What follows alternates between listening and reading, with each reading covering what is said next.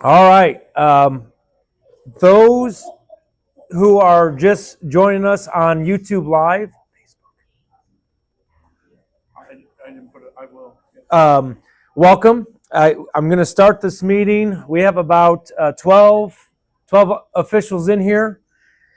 If you're watching this meeting live or recording before Saturday at 10 o'clock in the morning and you're available for games, please send myself an email, a text message, or you could even put a comment in this video of games that you're available for.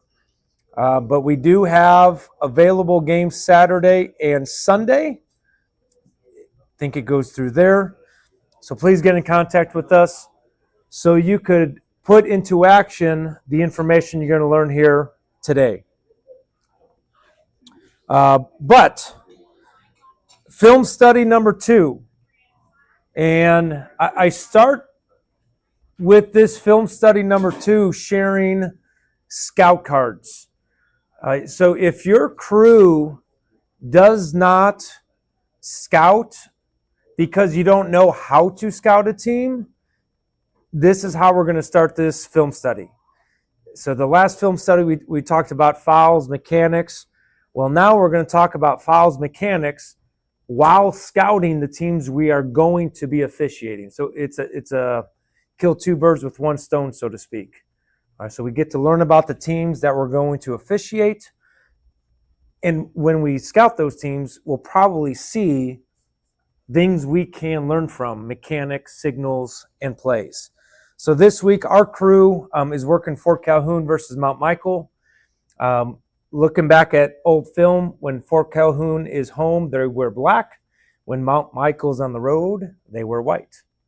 All right, we have the coaches' names up there. And then the captain's number we don't have unless film shows the coin toss. Typically 20 minutes before the game, the film's not running yet. But we get those captains from the coaches in our pregame meeting. So I will say, if you want this scout card, contact me and I'll send it to you. I do not walk on the field with this scout card. I sort of have it memorized in my head with my routine with the coaches. But if your crew wants this, your crew could have this going into the coaches meeting. All right, so we have a 7 o'clock kickoff, coin toss 6:40, national anthem. I got back from the athletic director. They're going to play the national anthem at 6:55. So teams back on the field, that's important. So this actually came up in one of our games, West Point versus Bishop Neumann. If a team is not back on the field, when the clock is 0 and the game is about to begin, anyone know what the penalty is? It's a delay game. All right, so to begin the game, if they're not back on the field, it's a delay game. So I always ask the coaches, are you leaving the field before the game or are you leaving the field at halftime? And if they say yes, all right, when do you plan on coming back? All right. What if they're not on the field for the 3-minute warm-up at halftime? What's the penalty there? They have to warm up. It's unsportsmanlike conduct. That's a 15-yarder. All right, so it's not a delay game. They're not delaying the start of the half. They're delaying the start of the mandatory 3-minute warm-up, which is an unsportsmanlike conduct on the coach.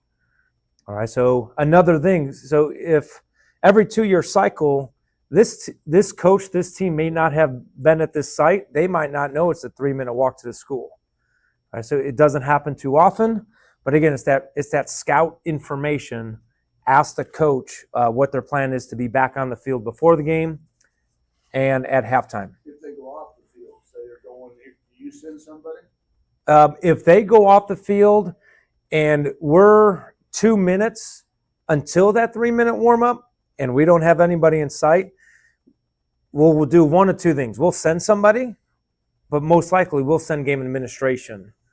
Like, do they know there's only 2 minutes left? Are they on their way? Do you have a site contact? Do they know what's going on? So that's what that team's back on the field, special situations at halftime.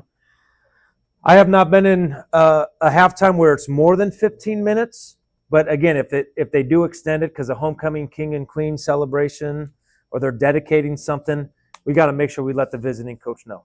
So that's that reminder on this scout card. Equipment legal, coach confirmed.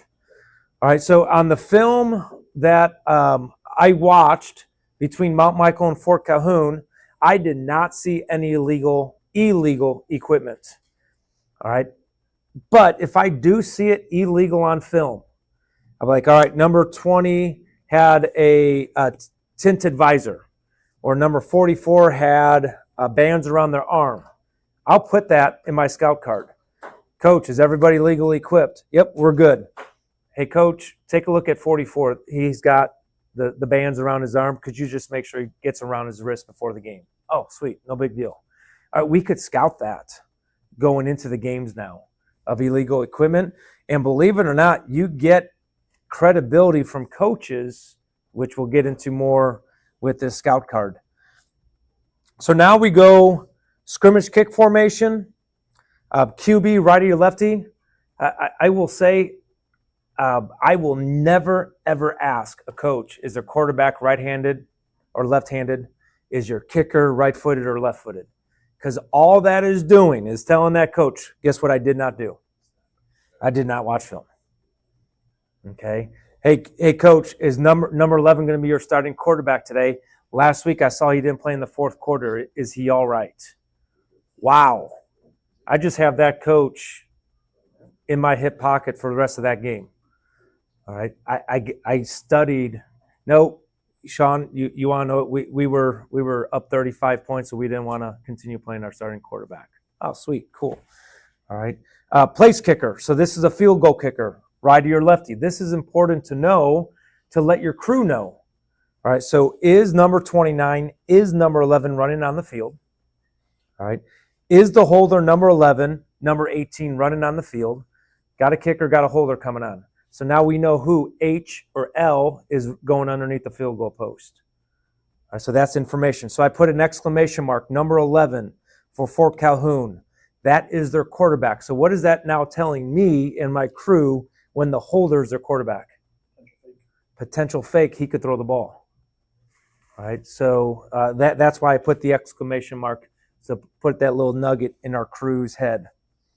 Free kicker, 29 and long. Number 11, pop-up. So number 11 did a pop-up kick last week. All right, so that's what I put in that scout report. All right, still deciding, am I going to bring that up in the Mount Michael conversation with the coach or not? But I'm definitely going to make sure my crew is aware that number 11 did an illegal pop-up kick last week.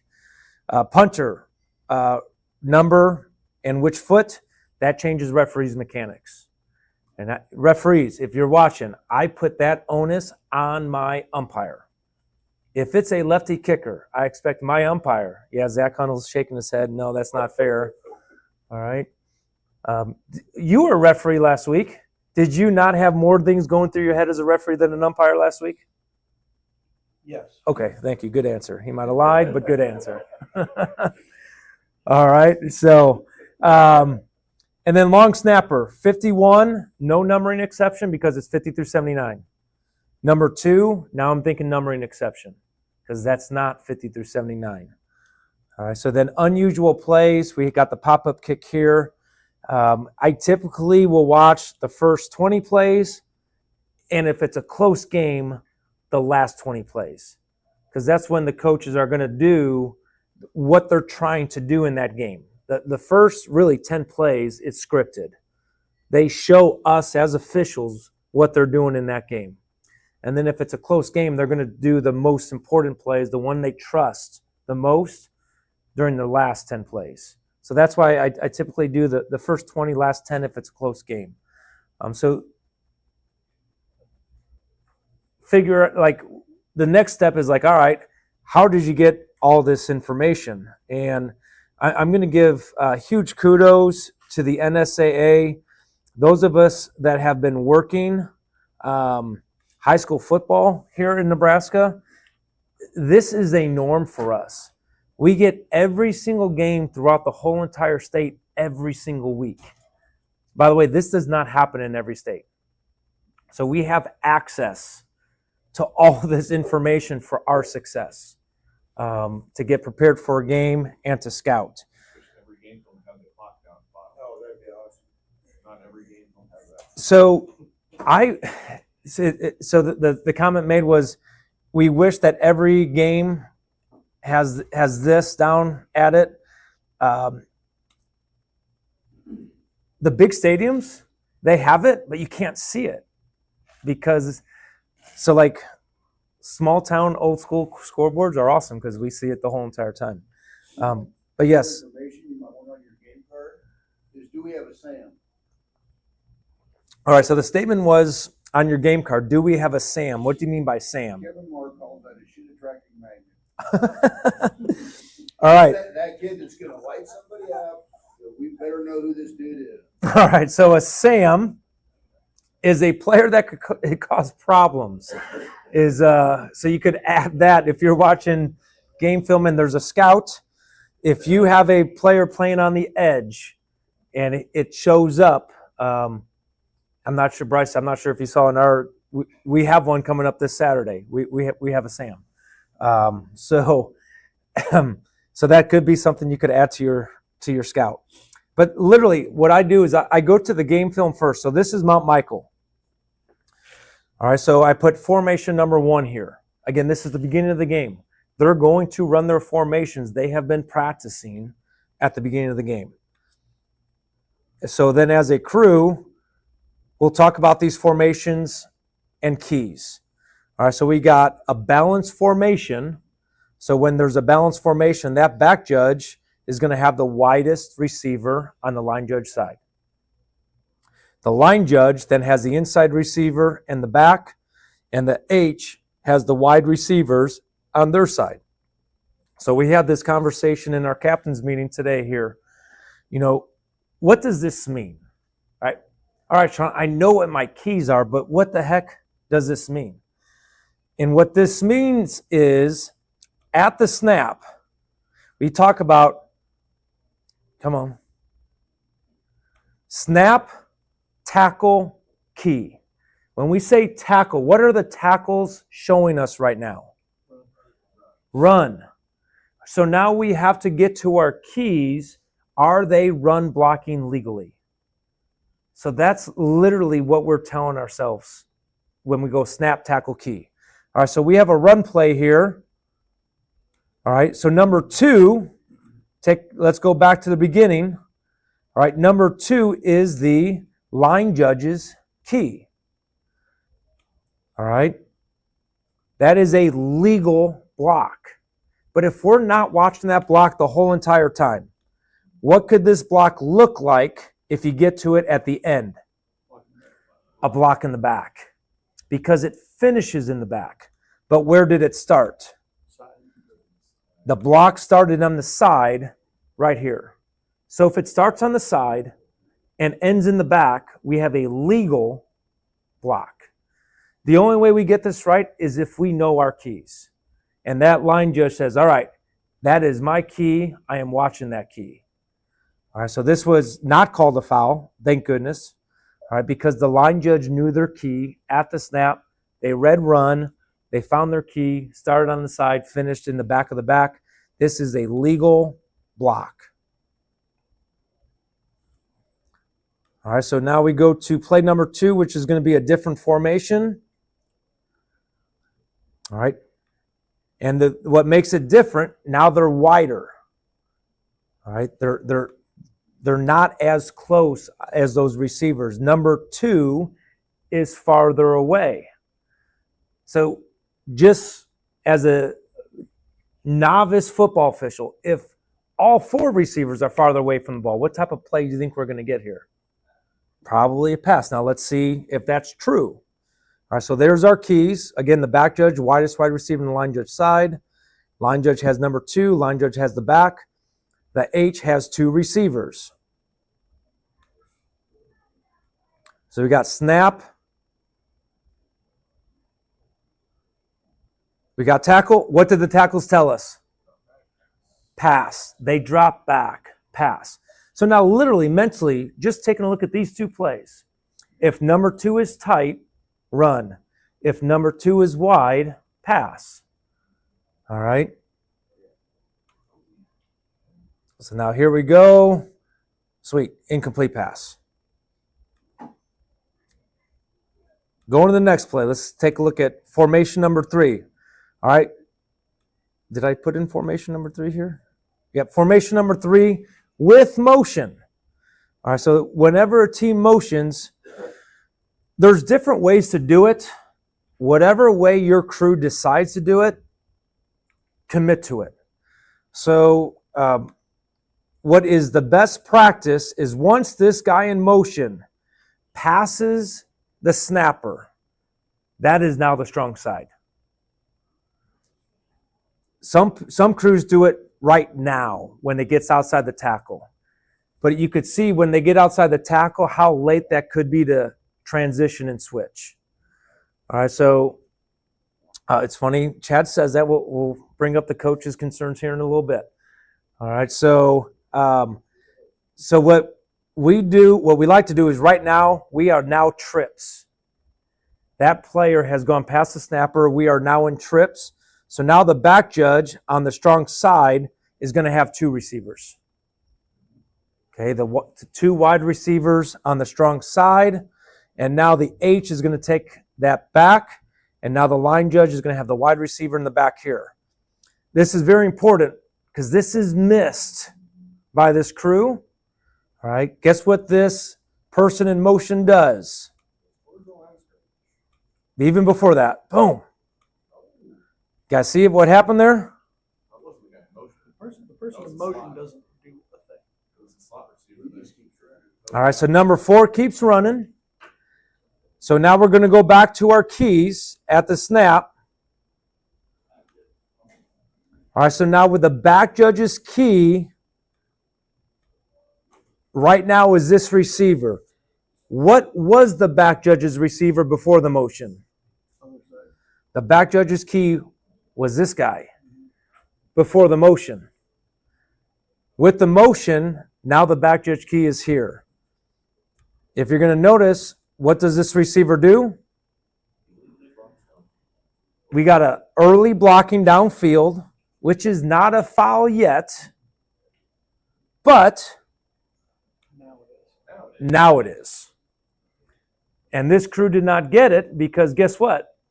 Nobody's watching that key. Okay? I will tell you, I'm the H, and I am watching number 4. Now I'm going to go back to the illegal, what Chad is saying, illegal shift, illegal. So we call this shaving. Okay? So he is moving forward at the time of the snap. We got 3 options here. We could call that a false start because he's moving abruptly forward prior to the snap. I pass on that.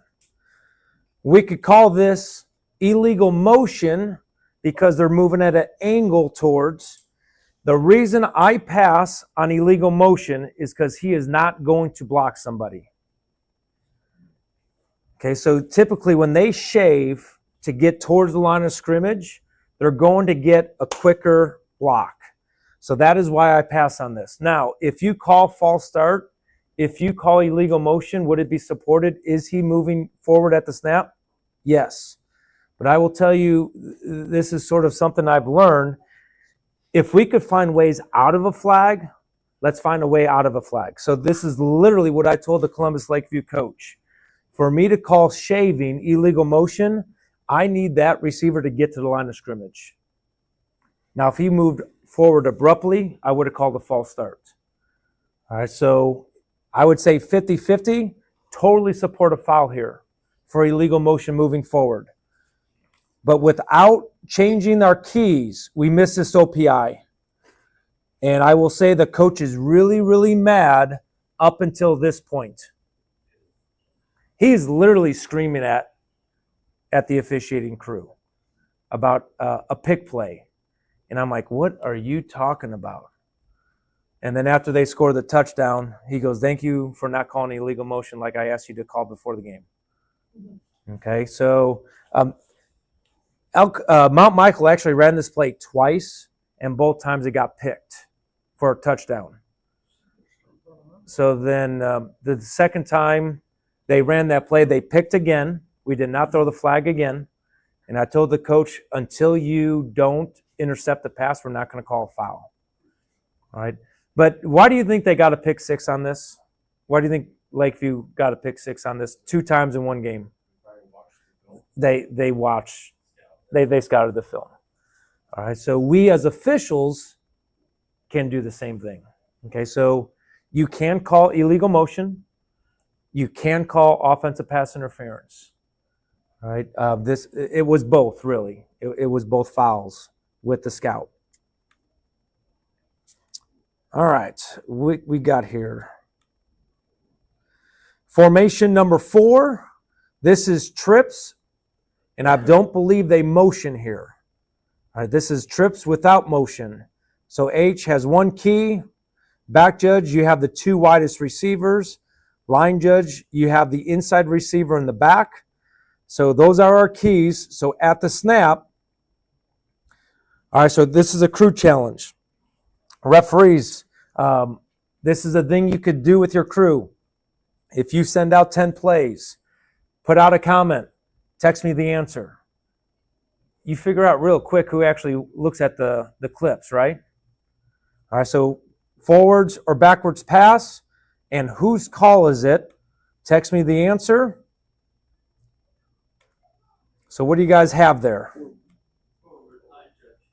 All right, so forward and line judge. All right, so when in doubt, forward pass. Linesman. All right, that pass is going to, when I say linesman, whichever linesman it's going to. In this case, it's the line judge. All right, they have initial responsibility, and then the backside official should have an opinion. All right, and when we say should have an opinion, line judge is in the room. Does anybody go backwards right now because the play is coming to you? You're going to get behind the play? Okay, so that's where that H might be able to help out because that line judge didn't hold, which is okay. We want to get behind the play. So this should be ruled forward. It should be the line judge's responsibility initially because it came towards them. Okay, so when in doubt, it's a forward pass. So these are the important clips. I feel special teams will make or break a game. You got numbering exceptions. You got fakes. You got formation issues that we potentially could have here. So we got 1, 2, 3, 4. 1, 2, 3, 4, maybe 5 in the backfield. All right, so going into a game, we could work with those tackles, get them up on the line of scrimmage to prevent getting yelled at. I believe 51 is the long snapper, so we don't have numbering exceptions. And then back judges. What did you just learn there from back judges? That you have a good kicker. All right, so if we're snapping at the 50 or in, I'm probably going to start at the goal line. All right, so that's the kind of stuff that we could pick up, not only numbers and referee right-footed, but you see how strong of a leg that kicker has.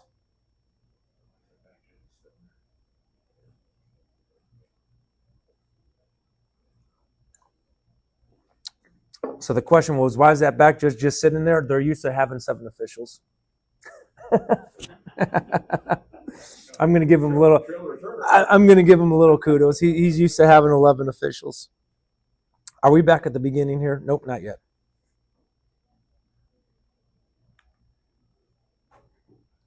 All right, so this is our place kick. All right, number 11 again, not number 12. Number 11, kicker right-footed. Holder number 18. All right, so when I see number 18 run onto the field, I'm probably going to get on the Ocho. Got a holder. So our crew could get in position before they're ready for play. It's always better for us waiting for players than players waiting for us as officials. Another tip, when the guys are underneath the goalpost, potential fake, call out your legal numbers on the end. Oh, that's a great point. So the comment is, in scrimmage kick formation, 7 and 14 are eligible. 55 is not eligible. 40 is eligible. All right, so if you have that information, get on the 020. 40 is eligible. 7, 14 are eligible. That will help your officials underneath the field goal post and sometimes the umpire. All right, so let your crew know who's eligible on the play. That's a great point. All right, so this is now from the last clips of the game. All right, so we have a 24-14 game. Anything within 2 scores. I try to watch the last 20 clips. All right, because what are the teams trying to do when it matters the most? So we have an onside kick here. So this one is actually on our training tape today. So as we play it out, we have an illegal pop-up kick. So right now it should be dead. All right, so now as a crew going into Mount Michael, we're going to have a talk with the coach and say, hey, watching game film last week, we saw that you had an illegal pop-up kick. We'll be looking for it at the end of the game. But then, now we could have a crew discussion. Is this illegal helmet contact? Is this targeting? All right, and that's the learning point right there. He does lower his head, but he leads with his hands, and his head actually goes to the side. All right, so again, yes, we watch film to scout, but now we have a crew conversation of illegal helmet contact. All right, so now we have the review there, and we have the review of mechanics. If we're in an onside kick situation this week, the officials at the restraining line for the receivers, TT. If the ball's coming your way, you got the touch. All right, towards you, touch. If it's going away from you, you have the blockers. If you have the kicker's restraining line, glass plane, and you have the legality of the kick. Referees, make sure there's 4 on each side. So right now it's 5-5. But if it's 6-4, and they're clearly are kicking it one way, you got to make sure that side that has 4 doesn't sneak over. And then the last thing is only one player's behind. Only one player is behind the restraining line. That's the only player that could kick it. So that could be another thing. Again, the more we could talk about the rules, the better. So that is Mount Michael. Now we're going to go to Fort Calhoun. All right, so Fort Calhoun, formation number 1. We have wide receivers. Really, it's 2 receivers on both sides. So our keys are going to be similar here. All right. The only reason why we're going to make the H strong side here. Yes, this is a eligible receiver. Is he lined up like a wide receiver, like he's going to go out for a pass? So that's why we're going to make these 2 the strong side, the H side here. All right, so how they line up, and this could be a crude thing, but the strong side, we're going to make the H here because we have 2 receivers looking like they're going to go out for a pass there. We read the tackles. It's a run play. Sweet. So now I have crew be ready for RPO. All right, run pass option. Before they ran a different formation, they scored a touchdown. We got 29 the kicker and 11 the holder. Now we could talk about mechanics. All right, you can learn from other crews. All right, so if I see this, or if my crew sees this, we do not want the referee even with the holder. We want the referee 5 yards behind the holder, out wider, because not only do they have to see the kicker holder, they have to see the holding right there. All right, so right now the referee is only focused on the kicker holder.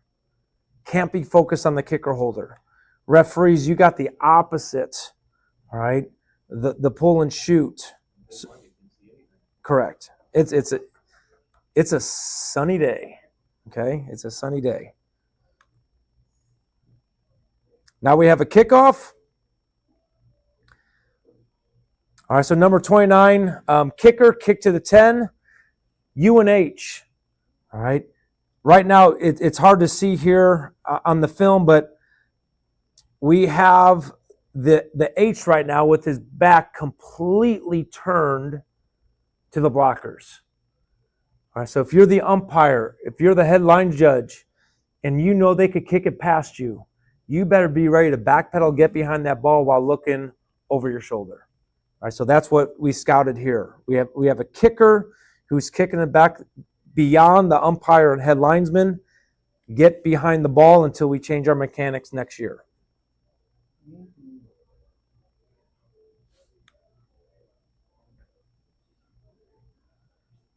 Punt return, back judges. Why is this important right here for you? How does this change back judges?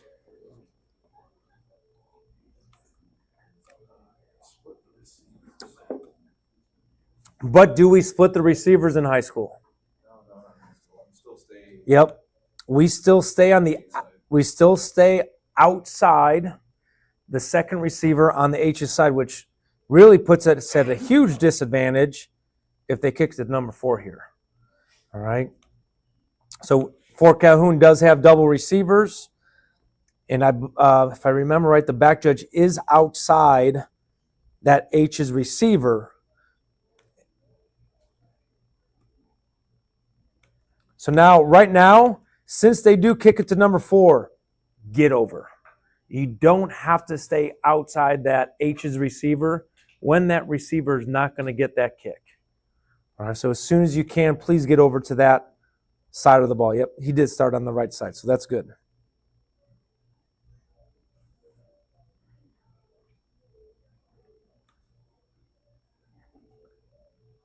So let's see what Fort Calhoun does here. Formation number 2. All right, so we have the tight end tight, 2 wide receivers. So the H is the strong side. Back judge has the widest receiver there. What are we doing here with the tackles going like that? Run play, sweep. That film then, RPO. So now when we have RPO, what do we have to worry about? Ineligible lineman downfield. Do we have any ineligible linemen downfield? Is the block initiated at the line of scrimmage? All right, so now this is going to be super, super duper high level officiating here. Why are these 2 players farther back than the other 2 linemen? What do you think they're going to do at the snap? They're going to pull. All right, so we start looking at game film like a coach here. Watch what this pulling lineman does.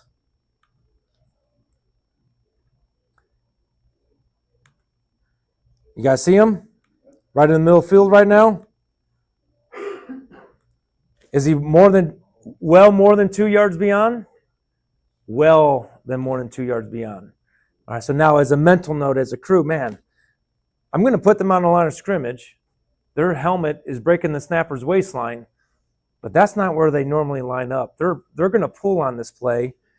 And by gosh darn it, last week when they pulled, they were ineligible linemen downfield. All right, so now you get to key that. Okay. This was missed.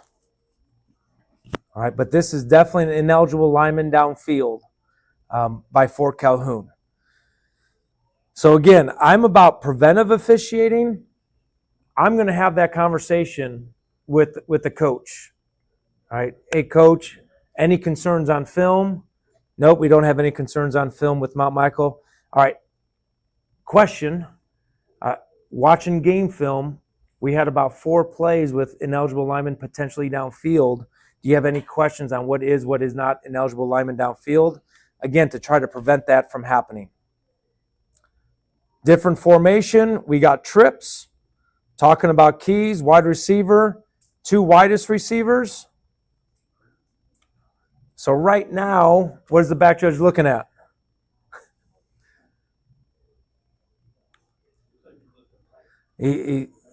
Yeah. And what do we have his 2 I mean, we have potential blocking downfield. All right, so that's sort of the stuff we want to pick up on when we scout teams. All right, so now this is our field goal. We saw a field goal already, didn't we? Oh, I know where I put this in here.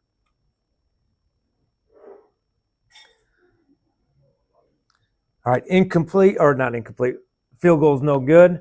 All right, so now that's telling me if we do have a traditional field goal, don't kill it right away. Be patient. It might get blocked. It might stay low. We might have additional plays here. All right, so we have a missed PAT.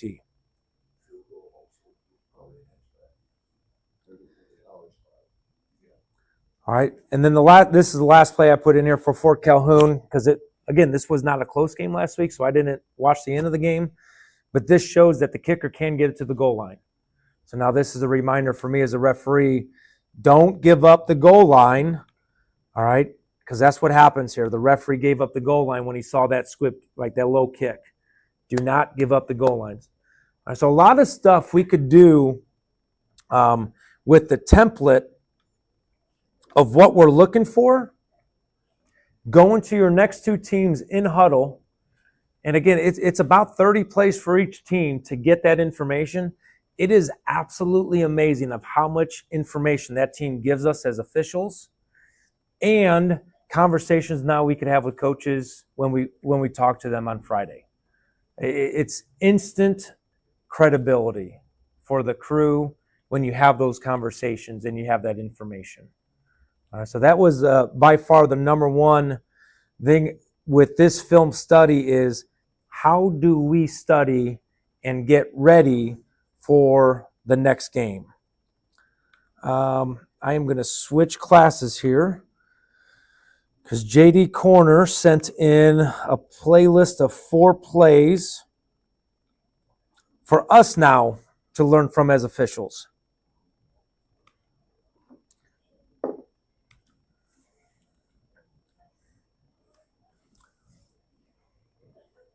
All right, so the question here is, we're snapping outside the 10-yard line. So line of scrimmage, when we're snapping at the 10, are we getting ahead of the play on the run play? No. So the question is, how as a crew can we cover this goal line efficiently? All right, so as we play this out, with this play going away from the H, we do not want the H to get hurt on this play. 2 options that I put here. Number 1, line judge, since everything is going away from you, get to the goal line. Now, if you have a back judge who's faster than your line judge, the back judge could run 10 yards forward if they read run right away. So those are the 2 options. More than likely, it will be the line judge because the line judge is used to moving downfield. And I know it's very awkward for a back judge to move from the end line up to the goal line. But that's what you want to have that crew conversation. All right, so yes, H, if it's coming to you, you're outside the 10-yard line, please get behind the ball. Do not get ran over. You're not going to have enough time to get 13 yards ahead by the time you read the play because we're not getting ahead of the play on the snap. Line judge, you just got to read that and get there. And back judge, you can. By no, should we ever have the umpire responsible for the goal line. So this umpire does a great job. He's doing exactly what he's supposed to be doing because guess what the umpire is responsible for right now? All those blocks. He can't watch those blocks and the goal line. All right, where the line judge isn't watching those blocks, so the line judge could get to the goal line. All right, so this is a safety.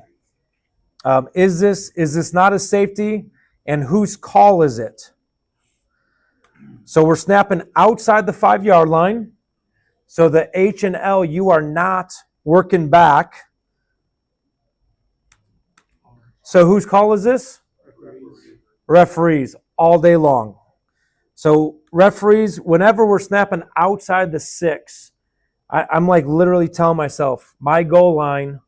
5-yard line and in, the H and L are going to do it.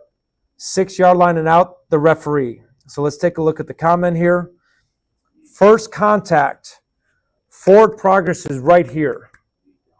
All right. When in doubt, it's not going to be a safety. Give the offense every single yard that they have when it's first contacted. So we talk about knee down right there. When was his forward progress actually stopped, though? I probably would put this at the 2. All right, because remember, when we're going backwards, it's first contact is forward progress. It's not body part. When we're going forward, it's body part. When we're going backwards, it's first contact. All right, so this would have been 1.5, 2-yard lines. And yes, you can have a hard spot inside 10-yard line. So you could put this at the 1.5, referees. Angle's not going to be good with this camera angle, but definitely not a safety question at all. No, it was not. The question was, should this be the line of scrimmage responsibility? And the answer is no. That is the referee's responsibility on that one.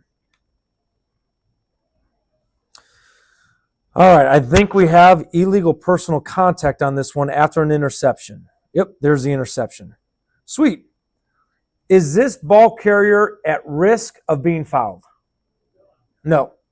Is this ball carrier going to foul anybody? So guess who we should not be watching right now? Ball carrier. All right, so since we don't have to officiate the ball carrier, and I'm going to throw this umpire into the frame right now.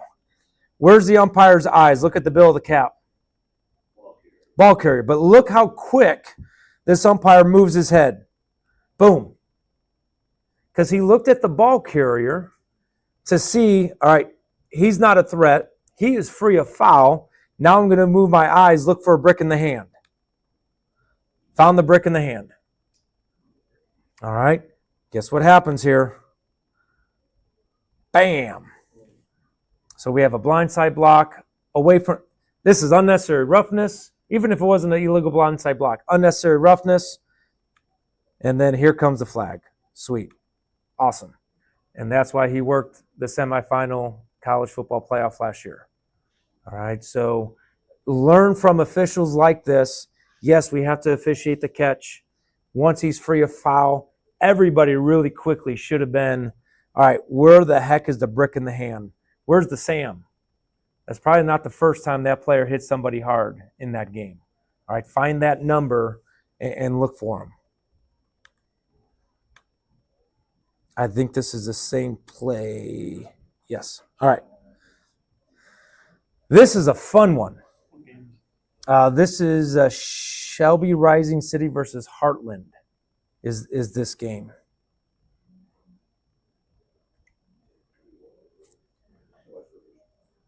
All right, so here's another interception.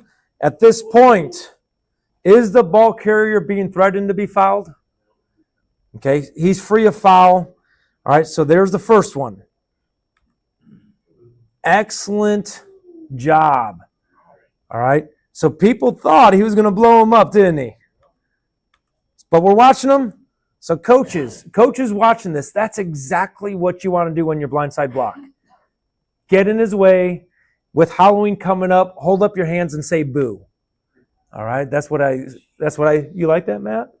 Oh, dad joke, you know? All right, we're not done officiating here.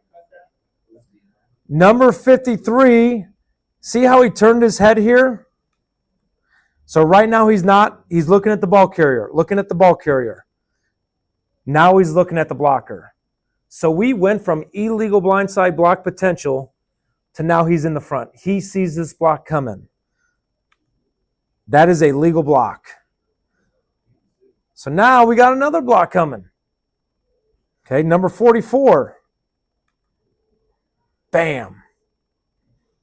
All right, not with open hands, illegal blindside block.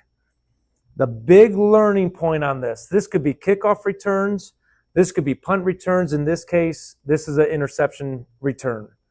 If that ball carrier is not threatened, do not watch that ball carrier. We had 3 blocks we had to officiate there. There's no way one official would have been able to officiate all 3 of those blocks.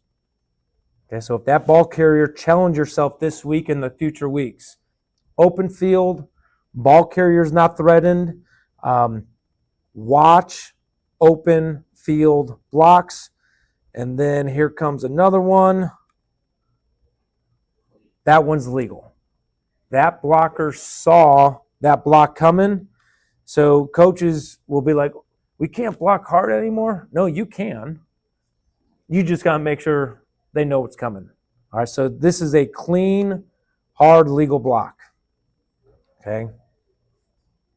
So good plays to learn from here when it comes to free of foul, open your vision, safety, and then goal line mechanics. All right. I keep saying this.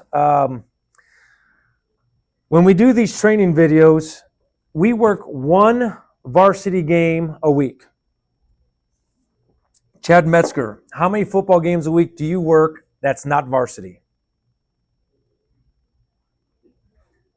Sometimes more than 8. All right, he said 20. Sweet.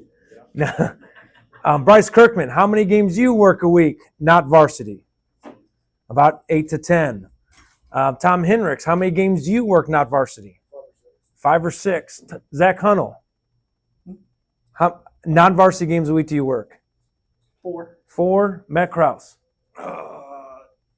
10. So we could all say in this room, we work more non-varsity games than varsity games, right? All right, so let's take a look at video from non-varsity games. Oh, this is a varsity game. I apologize.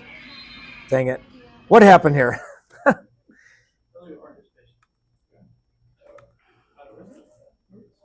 I just feel let down. I know. Okay. I'm closing this. Non-varsity game. And I apologize. So now with this being said, non-varsity game, how much film is there more film on varsity games or non-varsity games? Non-varsity games. We have access to, or that's out There are more mom and dads and fans recording every single player on this field right now. And they don't do it on varsity games because they know they're going to get access to it. Okay, so let's take a look at the play.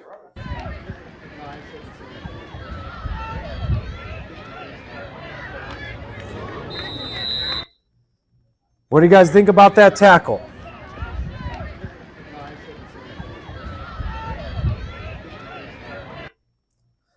Is he performing a legal tackle right now?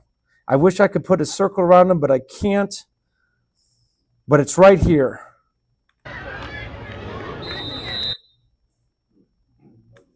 Didn't look like he tried to wrap up. All right. Well, Timmy's going to have to learn how to spell CTE. All right. All right. So I'm going to try to get it.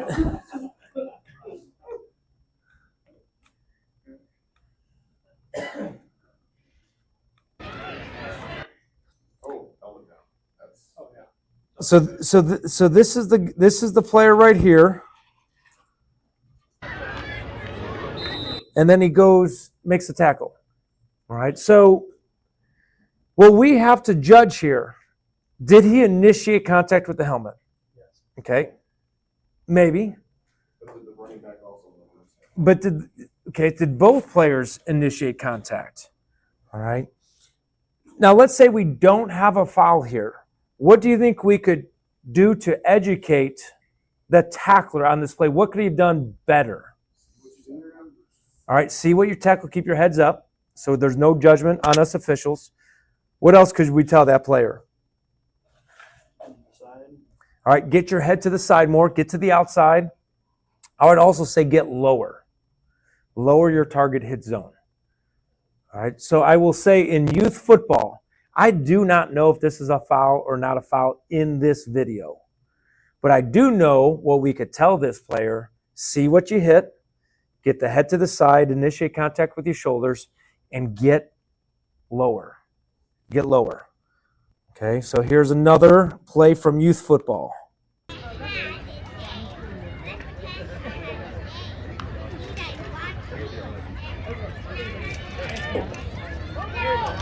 What type of player do we have here? Ball carrier or passer? We have different rules now, right? All right, so I'm going to.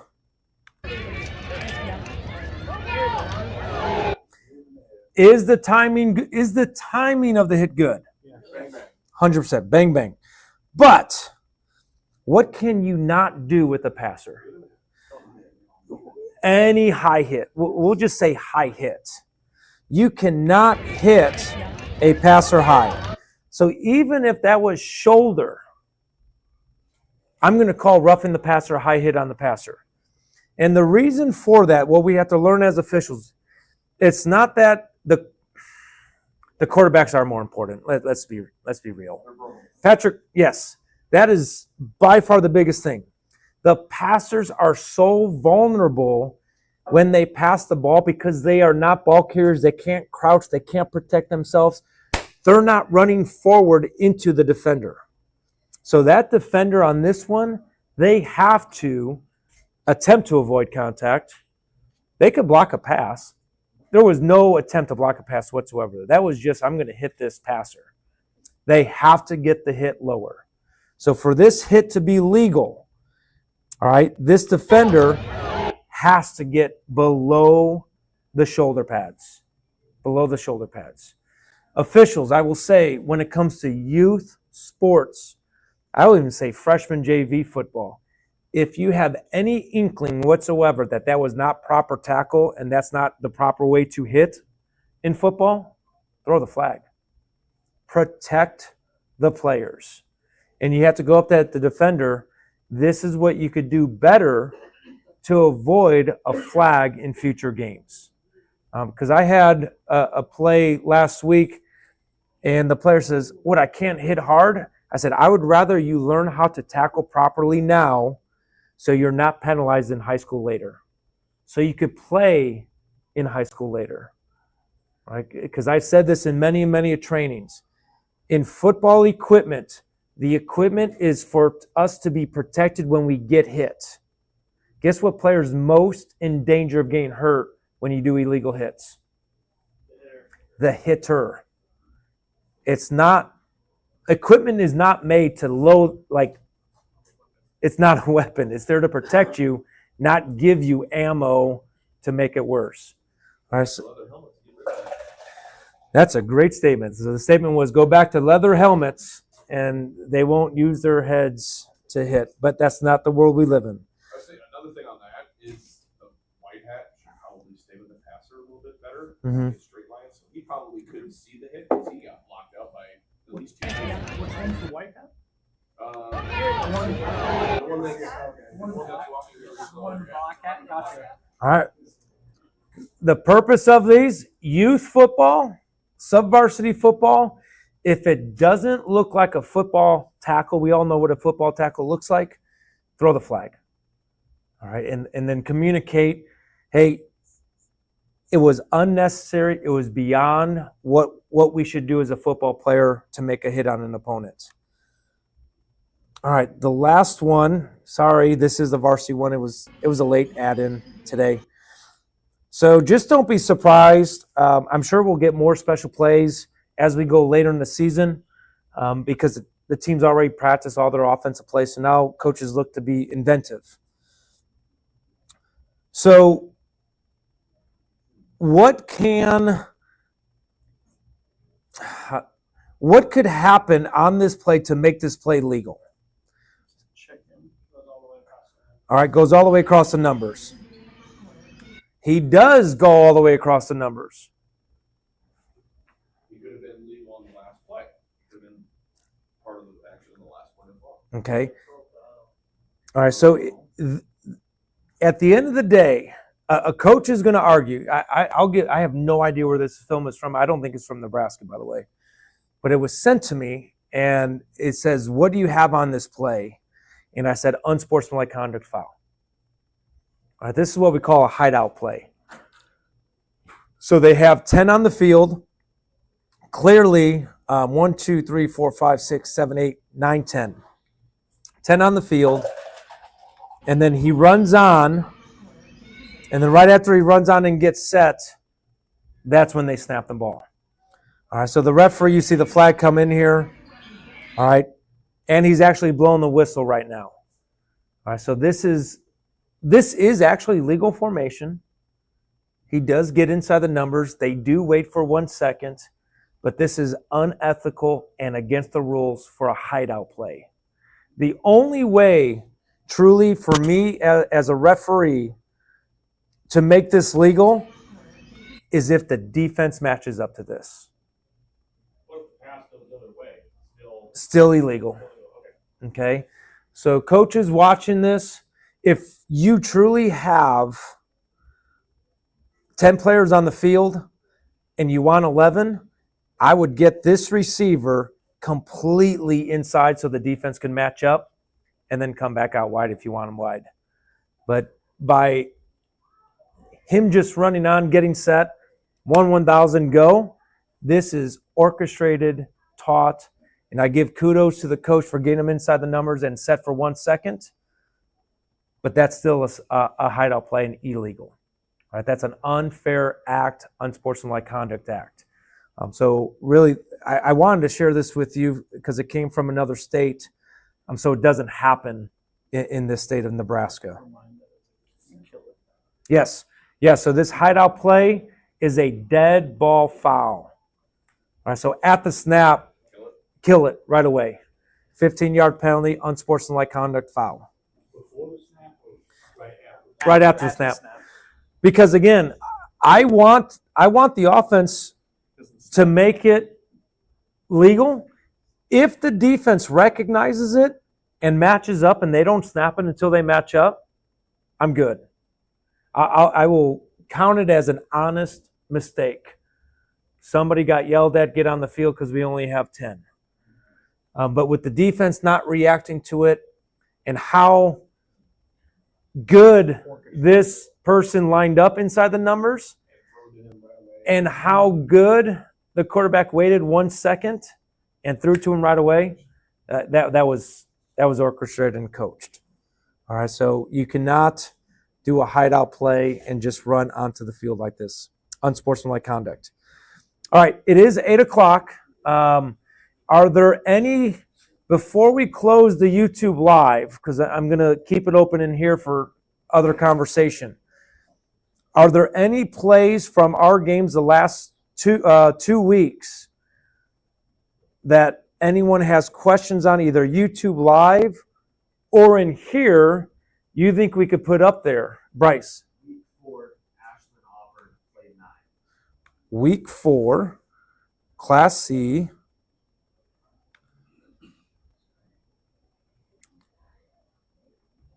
Ashland Auburn play 9. Is it, do you know which? That was good. Okay.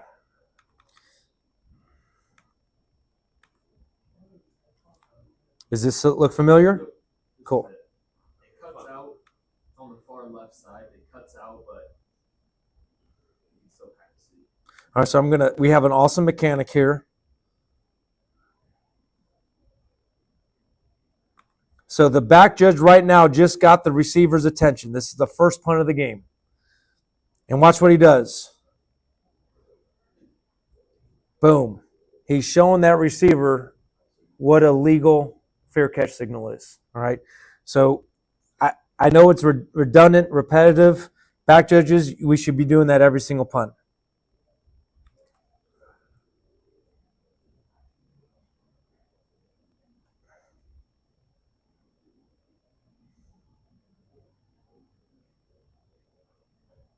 Oh, sweet.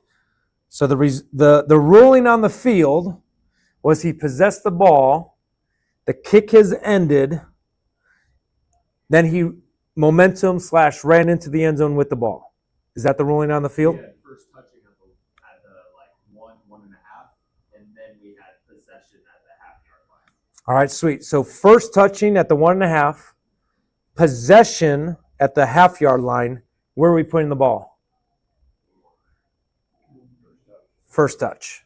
So if it's 1.5, 1.5. If it's the 1. So possession ends the kick. If they touch it and then possess it, you want to put it at the very first spot that they touched it and did not control it. Is there anything with momentum on that defender grabbing that football to be like just put it as a touchback? When in doubt, we're going to go touchback. But when there's a momentum for the kicking team or receiving team, because the ball remains live when the receiving team gets it. So if the receiving team gets it at the 1, momentum carries them into the end zone. We're beanbagging the 1, that's the end of the kick. The play's not done yet because the receiving team possesses, so they can still run for a touchdown. But by rule, what happens when the kicking team possesses the ball? It's dead. So that's why there's no momentum when the kicking team gets it, possesses it, because it's dead by rule. Momentum is because the play's still live, and you don't want it to result in a safety. So there is no momentum rule for the kicking team player. You want to talk about maybe, Sean, what happens to a punt that doesn't cross the line or comes back? Ooh. Matt Cross, you remember what play it is? 30. It was in the training day. Last week. Before training day. Yeah. It was fourth quarter though. Oh. Okay. And that was West Point, wasn't it?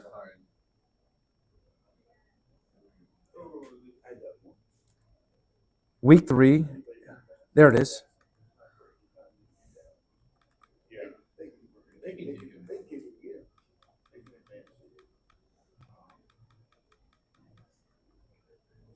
Because we have a play.